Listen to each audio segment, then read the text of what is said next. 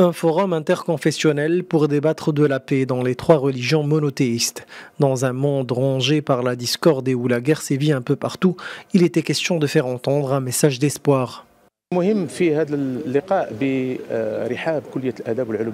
point le plus important dans la rencontre d'aujourd'hui, c'est que le débat interreligieux ne doit pas rester des paroles dans l'air ni demeurer dans le théorique, mais il doit être appliqué dans la vie de tous les jours pour qu'enseignants, étudiants et grand public sachent le rôle crucial de la paix dans un monde dévasté par les guerres.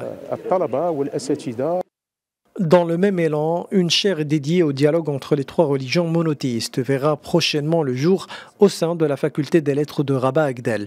Pour leur part, le grand rabbin de Jérusalem et l'archevêque de Rabat ont affirmé qu'il était important de courir après la paix, car celle-ci n'est pas une œuvre facile à réaliser. Ils ont par ailleurs dénoncé la course à l'armement dans le monde et regretté la guerre fratricide qui oppose en ce moment la Russie à l'Ukraine. C'est une grande joie pour moi de venir parler et écouter des propos sincères sur le shalom, la paix. Je serais content que vous veniez aussi chez moi dans mon pays pour donner l'exemple de cette paix qui nous parvient du cœur, de la raison, de la parole et surtout de la repentance.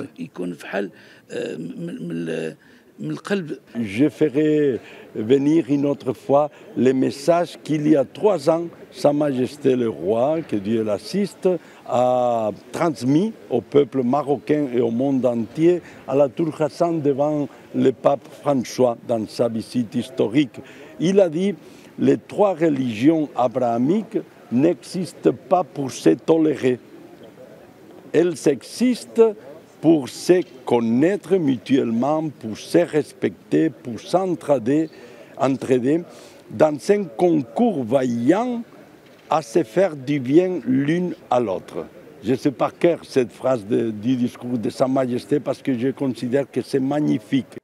Les participants ont profité de cette rencontre pour rendre un vibrant hommage au roi Mohammed VI pour les efforts qu'il déploie en faveur de la paix et la stabilité du Maroc, qui est selon eux un exemple incontestable de tolérance et de vivre ensemble.